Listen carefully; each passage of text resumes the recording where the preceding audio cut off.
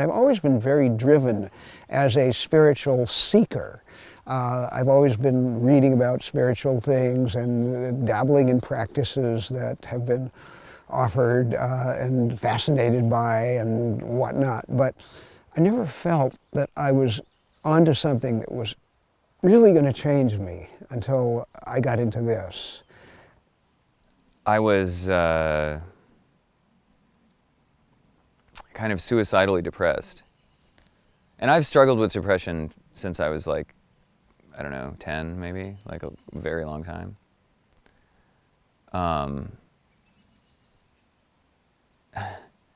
And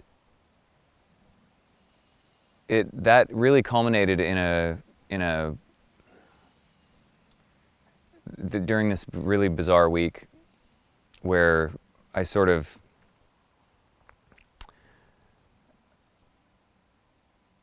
decided that, I mean, it occurred to me that I had failed in like living my life as I had hoped that it would be lived. Like I wasn't in control of things anymore, you know?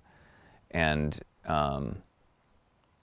so I like went on a walk and I gave my life to God, not really knowing what that meant, but that's what I did. And I found Igor that night.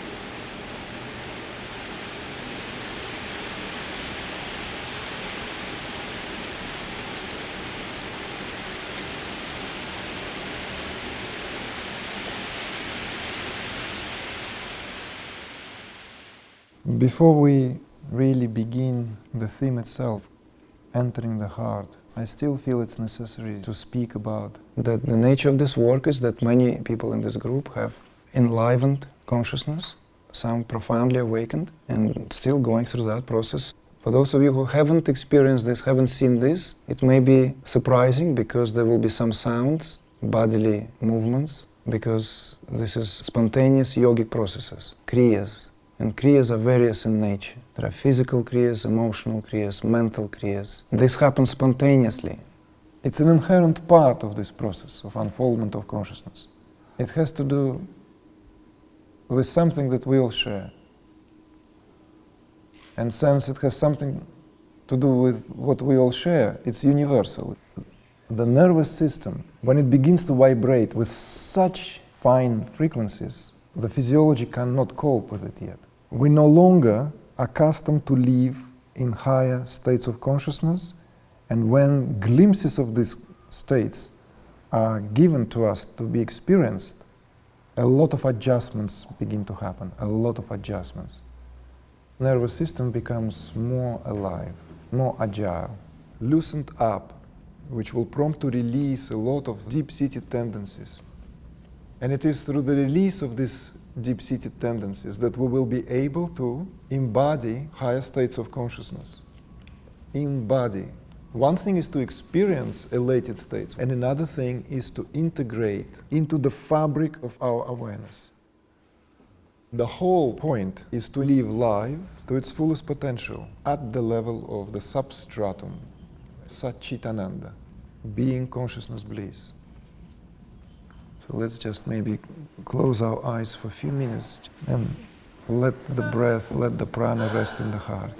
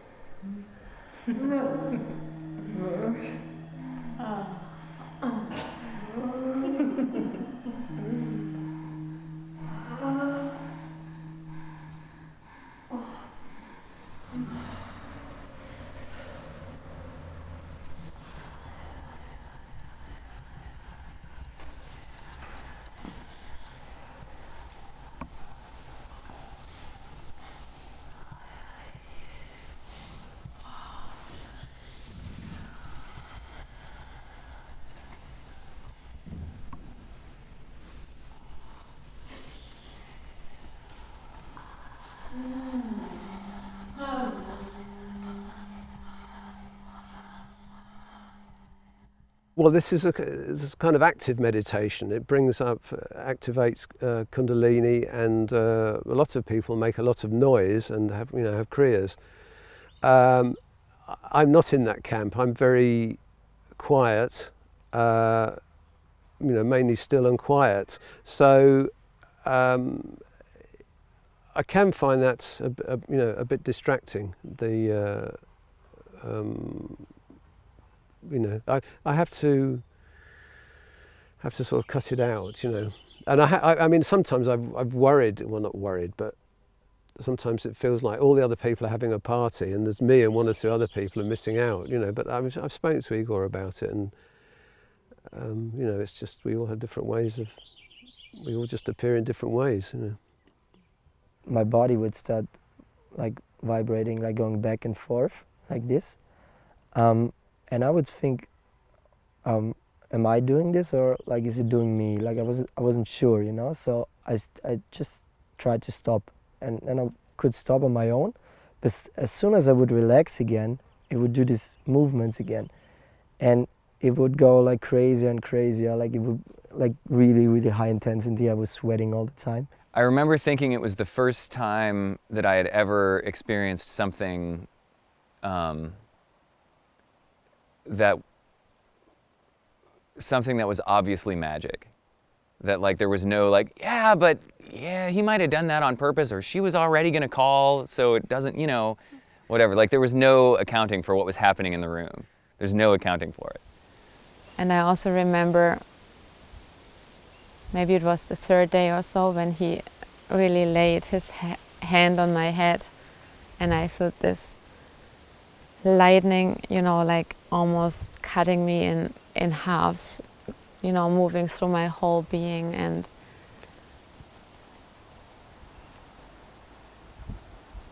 and watching this body falling into this deep state of bliss and silence, and everything that happened afterwards. It was very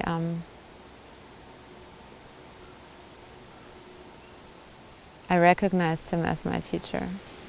Yeah.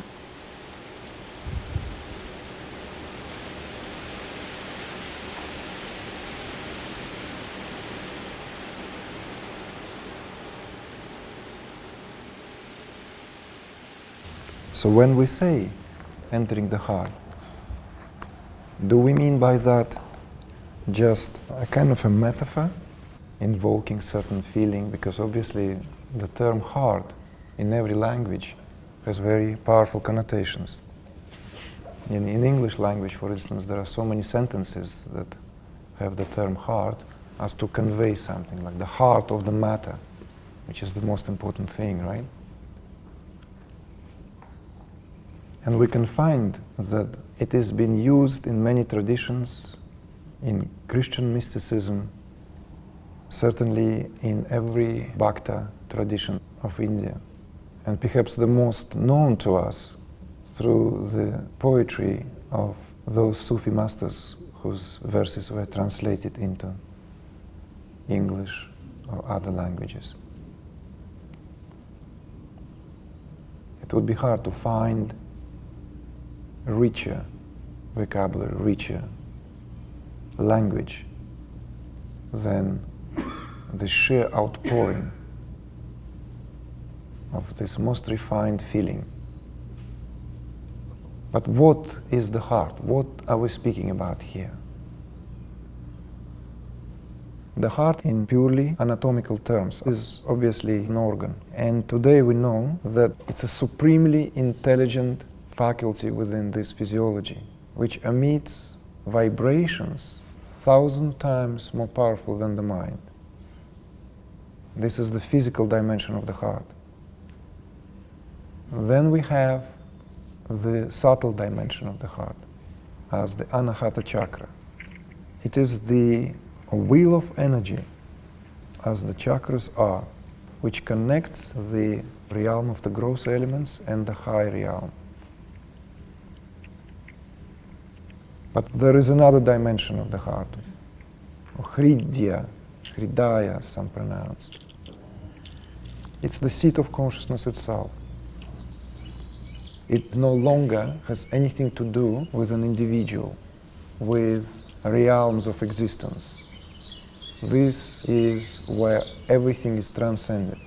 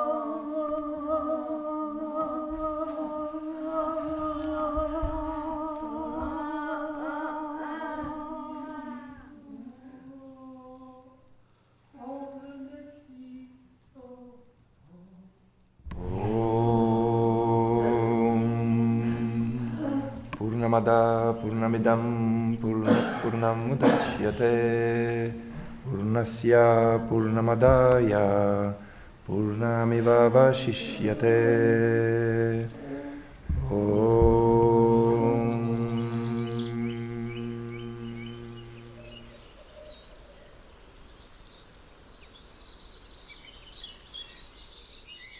This very deep spiritual work that we do that enables us to spontaneously release stresses and transform our nervous systems through just letting ourselves relax and then letting things come out is just opening the heart in an absolutely extraordinary way, a way that is, in my experience, unprecedented. And just in the last couple of days, I've been kind of like sitting around and thinking, it's kind of like, whoa, things are happening. And I just got to like sit and kind of look out the window and kind of reintegrate. And it's been like that, just huge, like the group process during the immersions has been just so deep and so ecstatic and so connected both with Igor and with others in the group. After the first retreats, I actually, Igor said to me, the Shakti is, when we left, Igor said, you know, the Shakti is awake in you now, is working in you now. I went home to Spain and I was like pretty much immediately really ill for like 2 or 3 weeks. But I knew that it was like a healing thing. I knew it was a cleansing thing. So I think that's been like one chord, I would say, that's run through my relationship with Igor, is this feeling that's of cleansing and healing. And I get it particularly, you know, when I go home after retreats. I feel somehow the volume of my life is turned up. I'm shining more brightly. I'm a better person. The life force is cleansed and burning more brightly, you know, and that's, you know, I mean, that's the truth of it. That's what I feel. That's what I feel. Has your relationship to depression shifted? It's gone. It's gone. My mother, for example, she noticed changes in my life. She said, I'm more loving, more kind, more empathetic. So she just sees it, and the people are near to me. They recognize it as well. I remember feeling a little bit frightened because depression had been such a big force in my life. And I spoke with him about it, about just sort of like how to handle it when I get home. And he was like, you don't have to worry about it anymore. It's like, you're done with that. And he was right.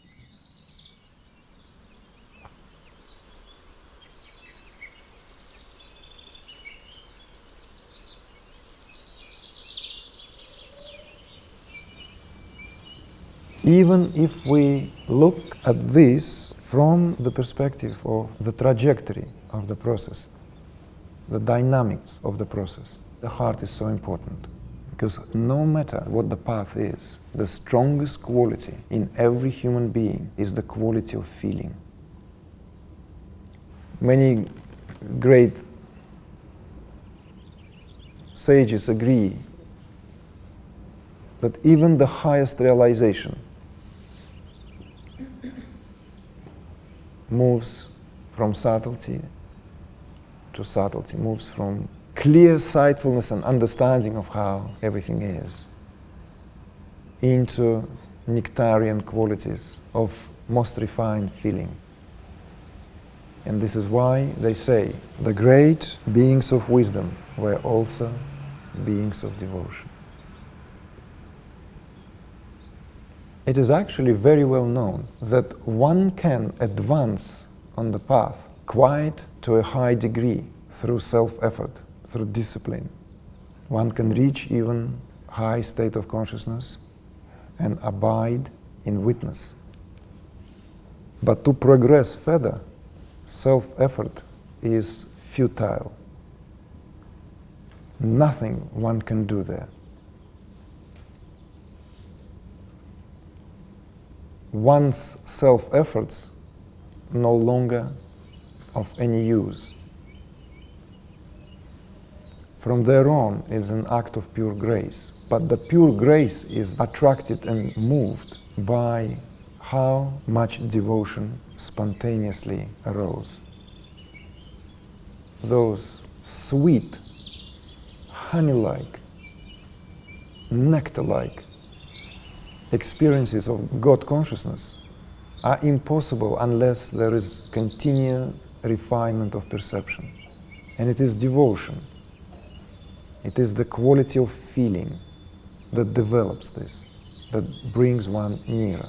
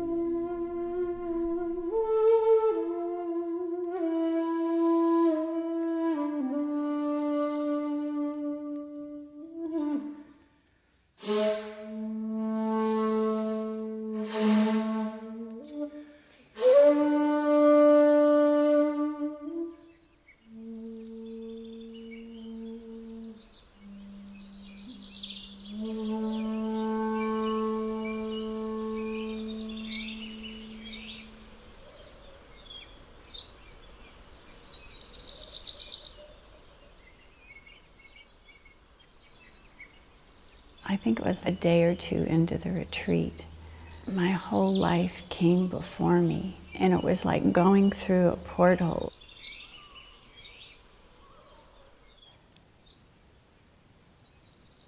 This blood-curdling scream came from, it felt like below in the depths of the earth, up through my feet, through my pelvic floor, out the top of my head, and opened up to the universe.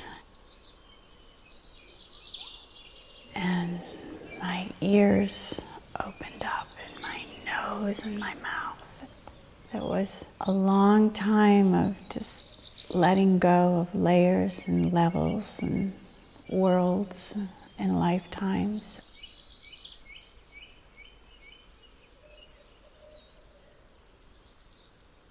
For me, it happened the first time in Sedona, and I could not move my body for many hours. I could not even move my head.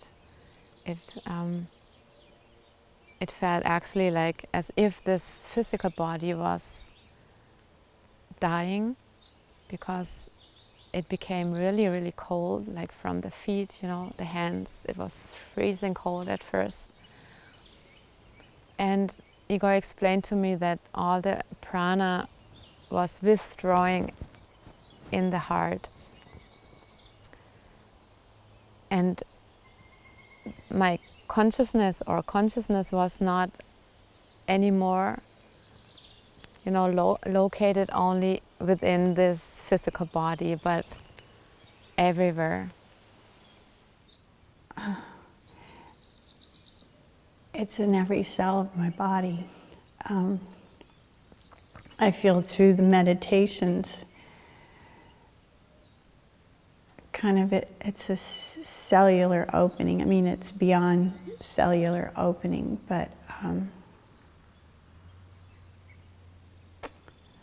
there's just so much more space and silence to hold all, hold in relationship, hold the world.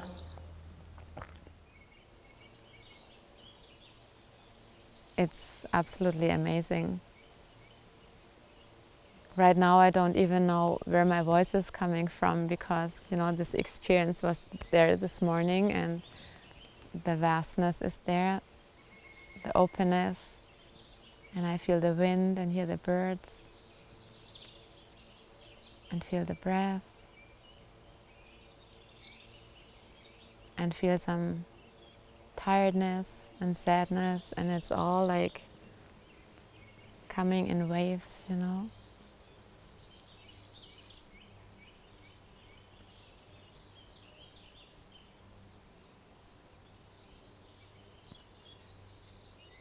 feels as if it is just perfect.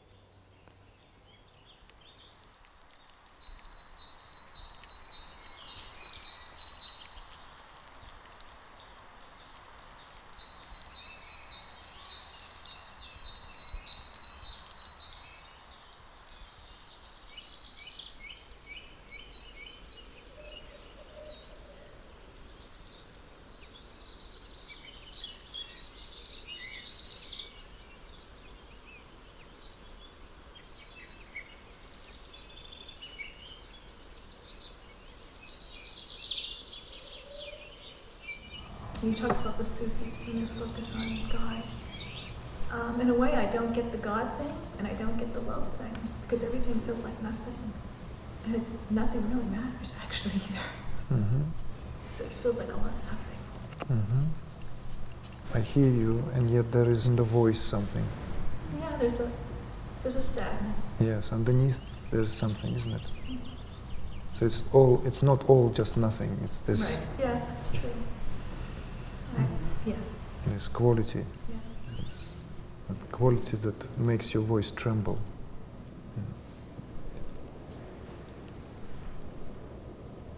Connect to that quality. Don't override it. No bypass it. No overlook. In that something, there is a lot. Connect to that.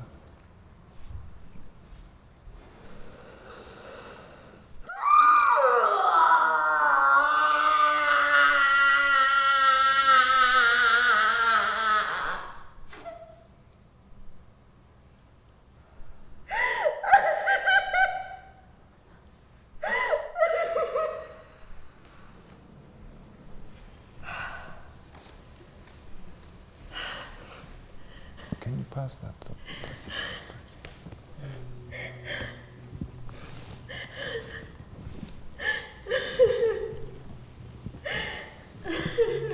Smell this rose. Smell this rose.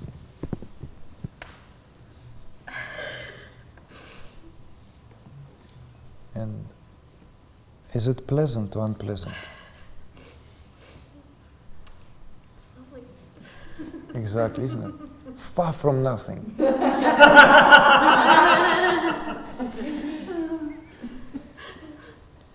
Far from nothing. In this frenzy of non-duality, we somehow got this disrespect for duality. There are traditions in India to disregard God on the grounds that one rests in one's awareness and there's no such thing, could be a premature act when you destroy the possibility of tendering your heart. Something has to cook your heart, and it's only love for God that cooks it well. No one else knows how to do it. That's why in Sufi is a conscious act of annihilating oneself, preparing to annihilate in the light and love of God. Without the embalming qualities of God consciousness, self-realization can run dry.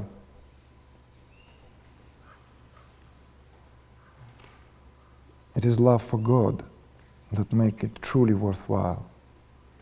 Then nothing got bypassed.